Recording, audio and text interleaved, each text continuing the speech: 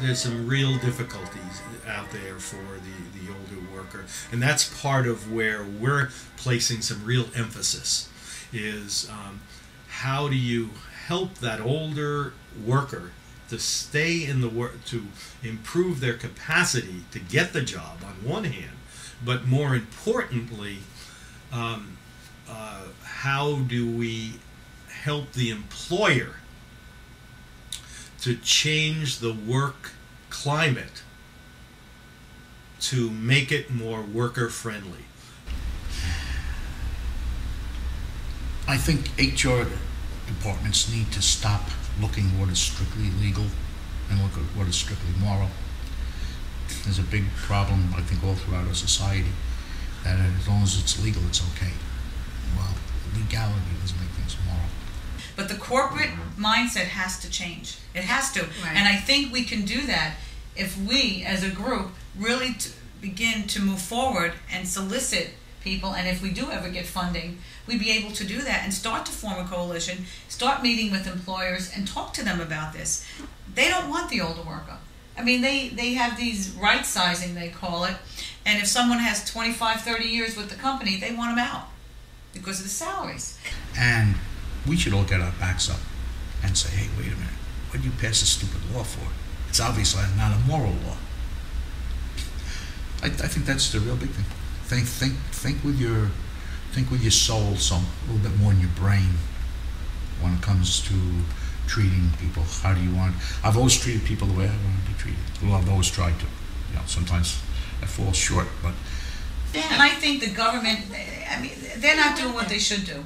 I mean, they should be taking this issue and wrapping their arms around it, embracing it, and saying, you know what, we have an issue here. Let's do something with it or create something. They think because they have a 40-plus workshop that's going to cut it. It's not. It's not. One of the, and again, primarily it's to engage our seniors, mature workers, I call them both at the same time, in training opportunities that will help them enhance their opportunities with the job market that exists, but also to address HR, to address the employers and management in these corporations, that they should give an opportunity to the mature worker, and how we can be an excellent vehicle for them to feel trustful in their decision of hiring a mature worker. We do the selection, we do the training, we do the screening, and we would only be more than pleased to just refer appropriate candidates to them. They have to learn to trust the mature worker for what they are, an asset to the corporation. Human resources in these small tech companies that I work for usually have come from other industries, don't know a whole lot about the development type people, the IT type people that are mostly hired, so they have a lot of difficulty in dealing with that. The small companies usually don't have extensive applications, so that if you can get in, in your network, in sort of the back door, and so you can really talk to people, that's the key. That's the real key, is being able to talk to people. One of the logical things that we did in terms of looking at the issue of, discrimination, ageism in the workplace was talk with HR directors. And their attitudes and opinions remind me of when I started to develop a child daycare back in the early 1980s. What the HR directors said at that time was, Paul, you're ahead of your time. The old man, meaning the boss, the owner, just doesn't get it. He ain't going to buy it. childcare at the time was not perceived as a bottom line issue. There isn't enough pain being experienced by the company to invest any time or effort in it. I see the same thing now, with these issues of ageism. I think that sometimes we make the mistake, and my clients make the mistake, of trying to sell themselves instead of trying to find out when they go into an HR department what the challenges are of that particular job. They don't, I think that we have the concept that these HR departments, when we go in, we're set for battle. We know that this is going to be a struggle. We know that these people are probably not going to talk to us or are going to dismiss us because of our age.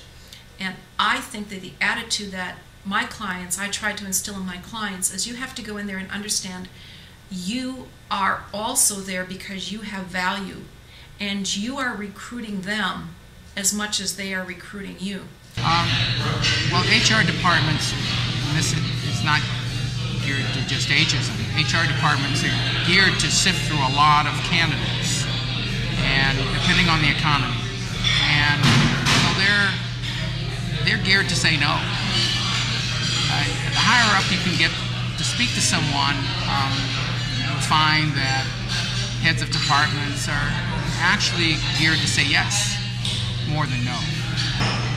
One of the things I noticed is that when people have misconceptions or assumptions, one of the reasons they have those misconceptions and assumptions is because they're probably taught those misconceptions and assumptions, and they've never tested them.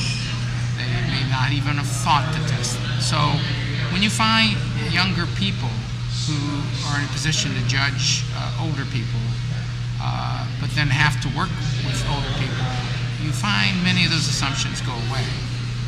And so the problem that we have is that there are not enough people getting that experience, getting the exposure. The exposure they have is probably to their parents or grandparents, and they've maybe made some assumptions based on that experience, as opposed to understanding there's a whole wide range of skills and people and knowledge with older people, just like there is in any other group.